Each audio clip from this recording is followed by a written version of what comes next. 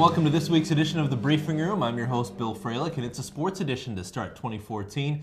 To my left, we've got Mike Misico from the Grand Traverse Insider, sports editor. Welcome back to you, Mike. Hey, Happy New Year, my friends. Great to be here. Yeah, Happy New Year to you. And then off to my right, James Cook from the Record Eagle. Welcome back to you, James. Good to see you. Good to be here. We've got a lot to talk about, guys. It's been a pretty exciting couple of weeks in sports, and I guess we should start most recently with the Rose Bowl, a big day for the Spartans.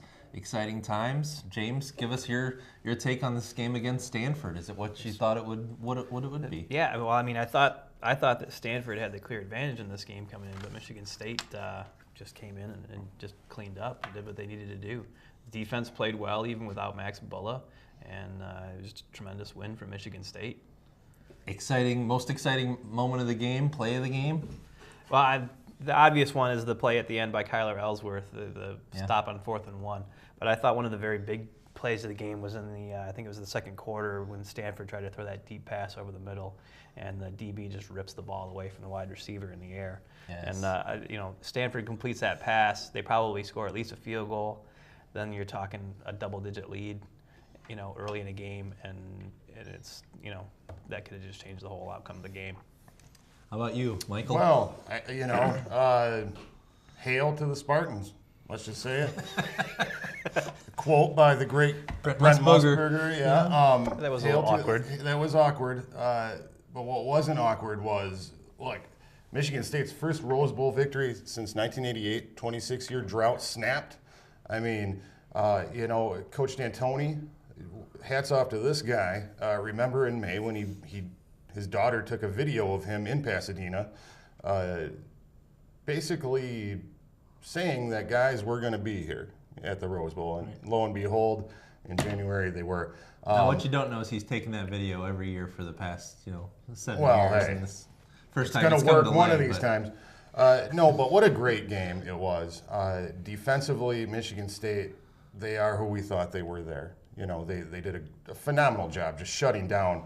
I don't know why Stanford kept going to the run game in this Wildcat formation they're running right up the middle. I don't know if it was because they were missing Bulla at the middle linebacker spot, but whatever it wasn't working. And the emergence of Connor Cook at quarterback, what a phenomenal job this young man's done. Yeah. And he had a great game. There's many highlights to me. A couple of Cook's touchdown passes were really big deals, and I believe the second one in the fourth quarter, he eluded a couple tacklers, found his guy in the back of the end zone to take the lead. It just overall a great game. I think these two teams were matched up evenly on paper, but I had to give the edge to Michigan State's defense, and such was the case. The defense did a great job. I know James picked against Michigan State. You wanted to point that out. I just wanted to say it. But I just thought that Stanford was going to pull that. I thought that with Bulla out, that they might be able to exploit that on the run game. They didn't. I mean, Kyler Ellsworth came up huge, and the rest of the defense came up huge. And Bulla being out didn't seem to be as big of a setback as people thought it was going to be. You guys know way more about both of these teams than I do, but I was reading, I think it was Yahoo Sports the day before, talking about the strength of both defenses, how the run game might be a problem, and frankly how with the strong arms of both quarterbacks that they were, this sports writer was hoping for a 700-yard passing game. So I was kind of surprised we didn't see more balls in the air earlier on and then throughout the game for Stanford. I kind of felt like every time I saw a run play, nothing was really happening for either side. I know. I'm not sure what their game plan was as far as Stanford's concerned, and I do think that they were believing that they could expose Kyler Ellsworth, who took the place of Max Bulla in the middle, and because it seemed like most of their run plays were up the gut, and they were just getting shut down, but they kept attacking. Ellsworth did not fold. In fact, he came up huge on the 4th and 1 play to seal the victory. But again, with two, like I said, these teams were evenly matched, and I think they had to change the way they were coming into this game a little bit. And then eventually, we've seen Connor Cook. He's had his 2 biggest games on the grandest of stages against Ohio State when he needed to step up, and then last at the Rose Bowl, and he had a great game again. So it takes him a while to get going, but wow, what a great move to switch from Maxwell to Connor Cook. That paid off in roses. Congratulations to Michigan State. It was a huge win, and you know what? That was a big deal for the Big Ten, because Nebraska was the only other Big Ten team to have a win to that point. The Big Ten needed some help in the bowl games this year, and Michigan State delivered. You know, James, I saw the interception, Connor Cook's interception late in the first, and there was obviously this deflation for a minute there. But it also occurred to me that aside from that, Ohio State hadn't put a lot of points on the board yet either, so it didn't totally discourage me, and obviously it didn't discourage Connor Cook either. Yeah, I mean, he threw for over 300 yards. Yeah. I think it was his career high in passing, maybe. It was. And like Mike said, I mean, he's come up huge in the 2 biggest games. You know, his one, I guess you would say, poor performance of the season was against Notre Dame, and that was their only loss. But I don't know. And people say, you know, hey, if they beat Notre Dame, they could be in the national championship game. And I don't know if you'd rather end the season winning the Rose Bowl or probably losing to Florida State in the national championship game. Yeah, that's a good point. Which one do you take? I tell you, I would have really loved to see in next year that when they implement the playoff system, supposedly this 14 playoff, I would have loved to see this Michigan State team in a playoff scenario and to see what would happen. So I'm in favor of this little playoff thing they're going to do. I think they should even expand it. Right, but you know, I'm I'm very happy with how things turned out. If you're a Spartans fan, you should be happy. Rose Bowl victory is a big deal. Yeah, and hats off to them. No Bulla, no problem. Congratulations, Michigan State. Yeah, tremendous way to end the season. Someone had said to me yesterday that they didn't want to go on Facebook because they were not looking forward to the annoying Spartan fans just kind of patting themselves on the back. And it occurred to me, a couple things occurred to me. Michigan's got a lot more Rose Bowl appearances than Michigan State. I think they've got 20. But also just, I guess maybe social media has kind of just changed the way we know about Spartan fans, about fans of any team. All of a sudden everybody's out there pretty openly, and so maybe they just seem more annoying because they're more readily available. They're on the pedestal right now. That's right. So they're had a successful team for years. They're getting that exposure. So that's why they're more annoying right now. Granted, they're also probably burning couches in East Lansing as we speak. But the flames are dying out, maybe. Yes. It's cold out there. School wasn't in session, so I think they were at home burning their parents' couches. Ah. Good to know. That's good to know. Let's before we move on to the NFL, let's talk about Max Bullitt for just a minute, because I think there's some big questions out there, and nobody really knows if we'll get good answers out of anything or not. But what Christmas night at 1 a.m. or the night after 1 a.m. we get this kind of vague press release from the coach about how Max Bullitt will not be playing and some violation of team rules. Obviously in Traverse City that caught our interest a lot. Your reaction, and do we have any buzz about what happened? Oh, there's all kinds of rumors and speculation going around, but it's mostly just that at this point, and there's no concrete. Nobody will come out and say what it was. Michigan State obviously not going to say what it was, other than just a violation of team rules. It appears that it's not anything legal, because he shows up nowhere in any, police blotter or anything anywhere. So I imagine it'll come out sometime in the next. It may come out pretty quick right after the game is done now, or it'll come out in the NFL Combine process, because he's not going to be able to hide whatever it was from NFL teams. They're going to find out, and then it's going to be out there. So it'll come out what it was. There's all kinds of rumors going around, but I agree with you that it seems now like it's not a legal matter. Like you said, we haven't, no police reports, no court records of anything. But then at the same time, you're wondering, well, gosh, what could have been so bad that if it's not a legal matter, what could it have been so bad to pull Max Bullitt out from the Rose Bowl? Right. There's a couple things here, because you're looking at what a great career Bulla has had at Michigan State. You know, a phenomenal career, a great legacy. His family name is obviously tied to this program.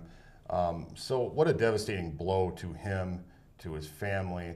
But look, I'm not apologetic. I'm not going to be on the soapbox saying, I'm so sorry about this. No, you break the rules, you get suspended like anyone else, and I applaud D'Antoni, and any coach in any level of sports that follows the rules, you know, sticks with them no matter what your name is. Now, I almost think it would be better if they came out and just said, hey, here's what he did. He was late for a team meeting, or, you know, any other. There are so many rumors right now. And you know what? I don't even mind. And I was ranting about this on social media, but he's just one man. And obviously Ellsworth, his replacement, did a great job.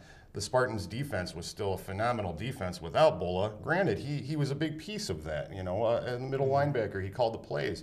They said he has a computer for a brain out there. But I think the most fitting punishment for him was having to sit from home and watch his teammates win that game on the grandest of stages last night.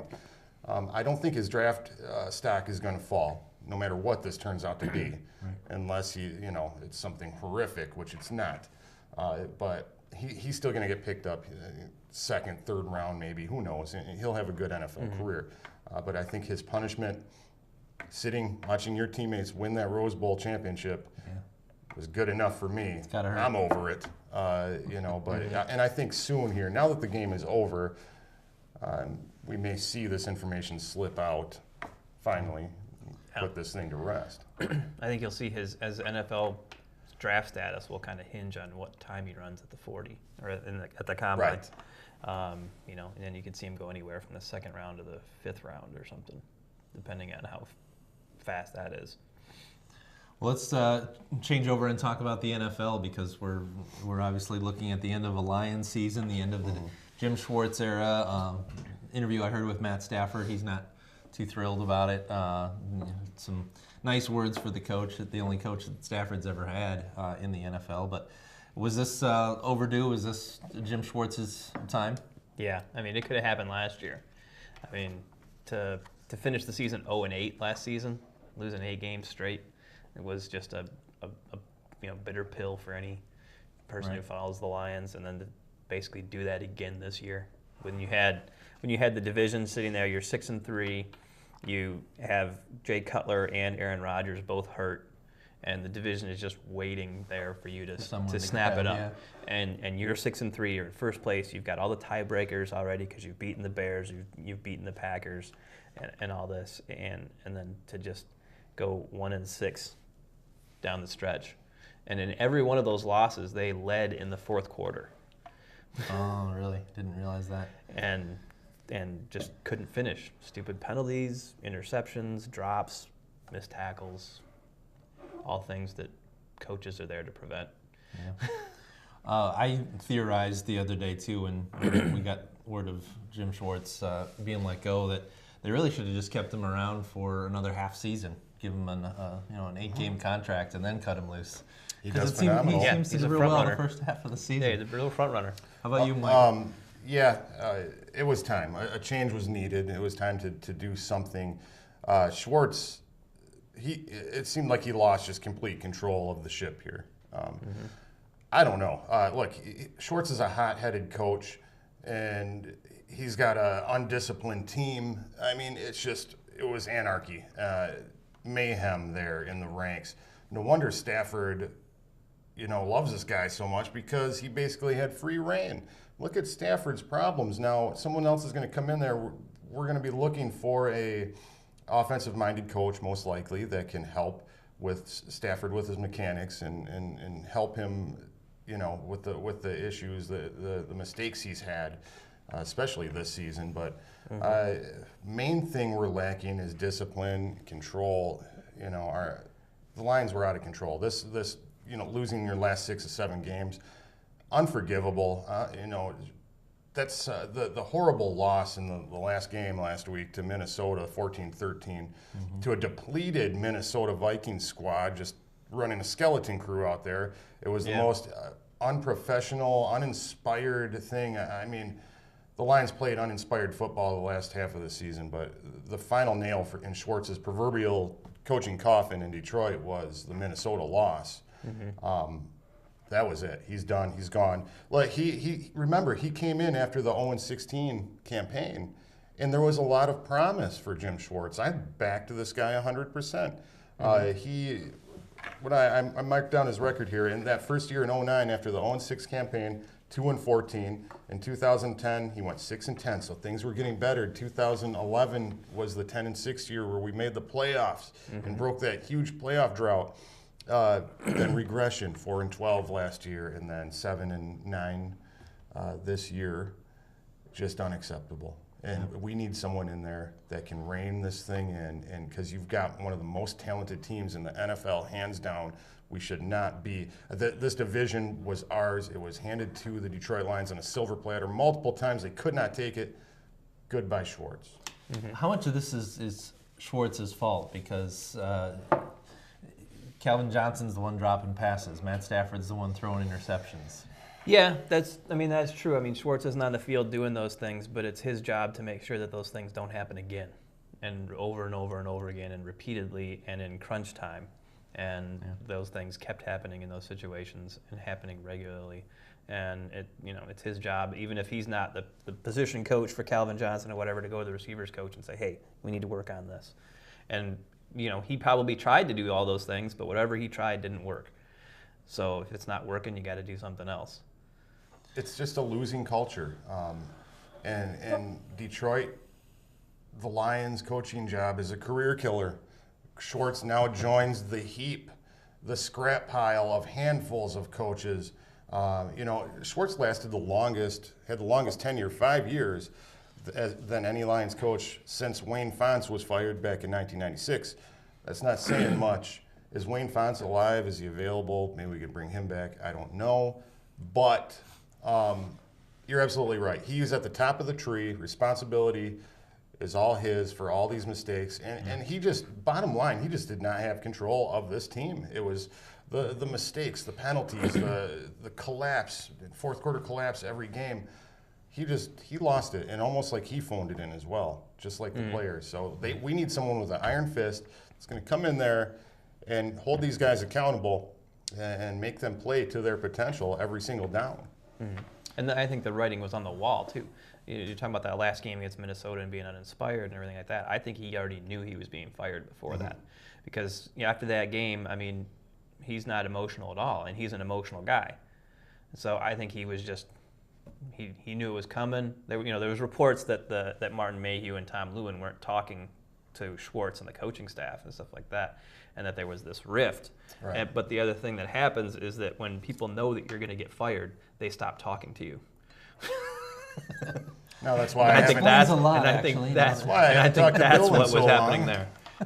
Bill, and that's why we haven't chatted in a while. We'll talk after the show. I want to talk about the rest of the NFC. We've talked at this table. I've made no secret of my allegiance to the Packers over the years. But, man, this is just a rusty Packers team that, by default, as you kind of indicated, made its way to the top of the NFC North. I don't hold out much hope for them long term, to be honest. But what do you see in the rest of the division as we head to the playoffs? Super Bowl picks? I mean, are we at that point yet? The picture is getting clearer. This is the year of offense in the NFL. Yeah. We have the 4 top quarterbacks in Manning, Breeze, Rodgers, Brady. They are in the playoffs. They made it.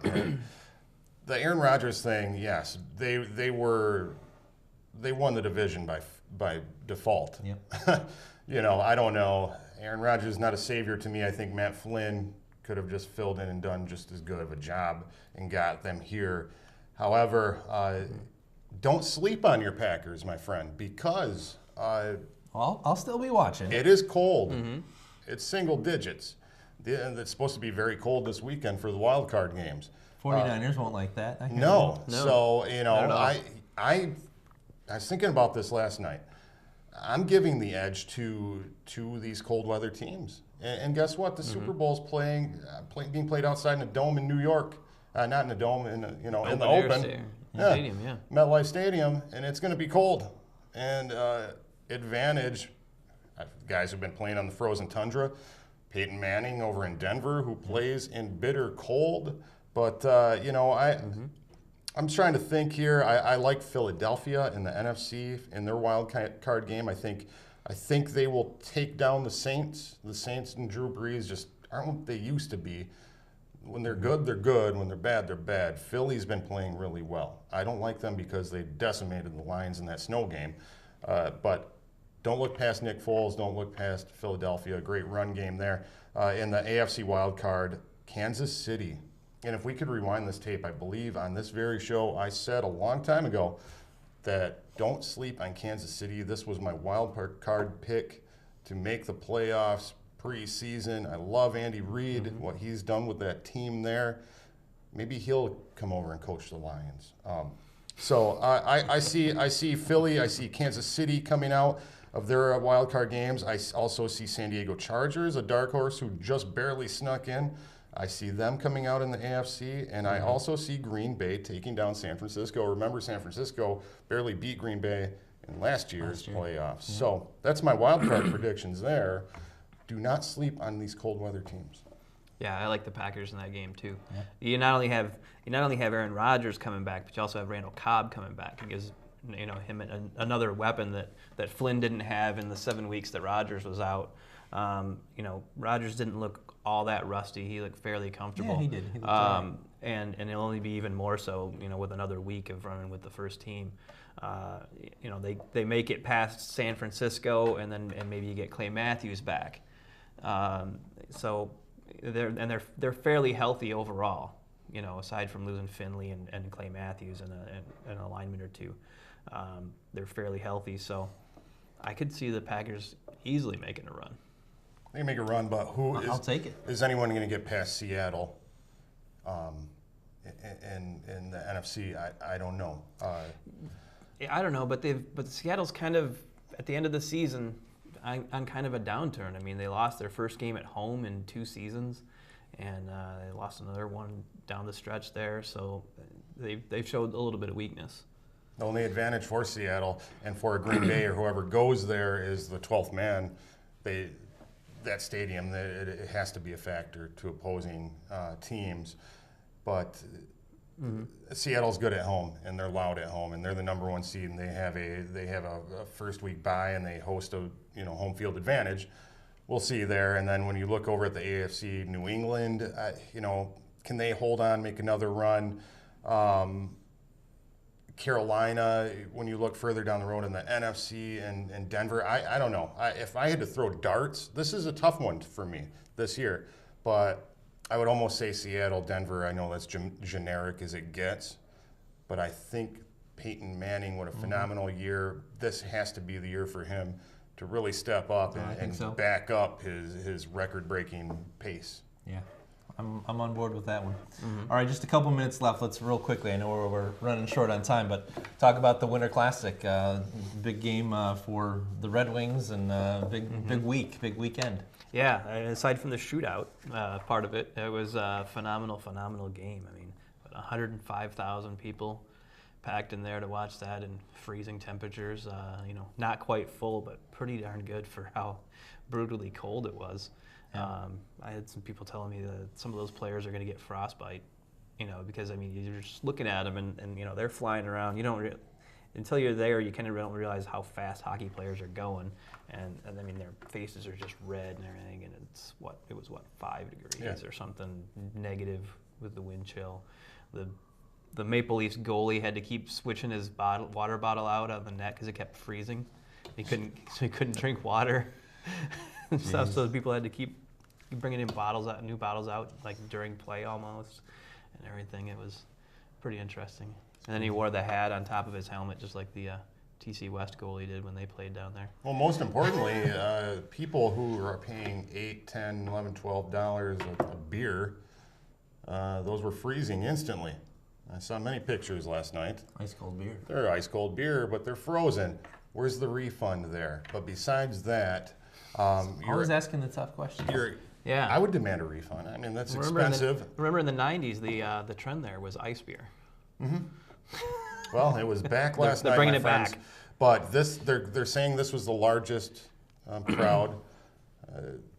They have to verify this with Guinness, but as far as ticket sales, over 105,000. And they're saying they're going to verify with Guinness if this is in fact the biggest crowd ever to witness an NHL event. And I would have to say it was. What an amazing event. I was able to watch some of it, catch some of the game. Beautiful. That's hockey at its finest right there. And by the way, the record for the most watched was called the Big Chill, I think. It was Michigan State hockey game, and that was about 104,000. So what a phenomenal game, though. The Red Wings, they're stinking it up. What are they? They are last 10 games, 3-5-2. I don't know. They were supposed to dominate this new Eastern Conference. They're in the Atlantic Division. The loss in Toronto just piggybacked them in the standings. They're dropped down another notch here, but I don't know what's going on with them. But I do know that event last night, what a great thing for hockey, and it just perfect. The snow falling, the cold, all the people packed into the big house. Loved it. Yeah, and having to stop the game to shovel the ice off during the first period was awesome. But what's wrong with the Red Wings is just injuries. I mean, they are decimated. They've had games where almost half of the guys that you expected to be on the starting lineup, opening season, are sitting at home. Yeah. Including at times Datsuk and Zetterberg and all your stars. It's not looking good, my friends. Yep. I know we'd like to take more time than we have to talk about the Pistons, but give me 30 seconds from each of you guys on what you see from the Pistons this season and what you like. They're a team that's fun to watch, but they're not fun to watch for the last 2 minutes of the game because nobody can hit a free throw. So I like it. If the game is close, they're not going to win it. They're not going to win it. Pistons, 14-19 overall. They're second in the division behind the Pacers. I know. Although they're back about 12 games. But remember, they gave the Pacers their first loss of the season a little while back. They beat the Miami Heat. They know how to perform on the grandest of stages. They can compete with these top-tier teams in the NBA. Do not sleep on these guys. They're capable. This is a very long season. They'll be okay, and the Eastern Conference is very weak. It is very weak. I give the Pistons a chance here. They'll make the playoffs. They could very well make the playoffs, and they should. Brandon Jennings, almost 18 points a game. Josh Smith, 15 points a game. Greg Monroe, 15 points a game. Rodney Stuckey, 14 points. Andre Drummond, 13 points, 12 rebounds a game. Play Chauncey Billups a little more. I don't like him playing just 13 minutes or whatever it is a game. Put him in there. He does great out there. But they need his Mo Cheeks, yeah, they do, and he's doing a great job. I'm excited. Do not sleep on the Pistons. They could surprise us. We've got lots of teams we're not allowed to sleep on now. I know. I never sleep. Sleepless. I don't sleep. All right, I'm guys. always awake. But they seriously need a three-point shooter to develop. It's either got to be Billups or the Italian kid or Caldwell Pope, somebody, because otherwise teams are just crashing that defense down in on the big guys. And Well, don't sleep on the briefing room either. I try not to. I hope you aren't either. But thanks for joining us this week, and thanks to Mike Misico and James Cook. We're talking sports, and we'll see you next week with more news of the week right here on the briefing room. Thanks for tuning in.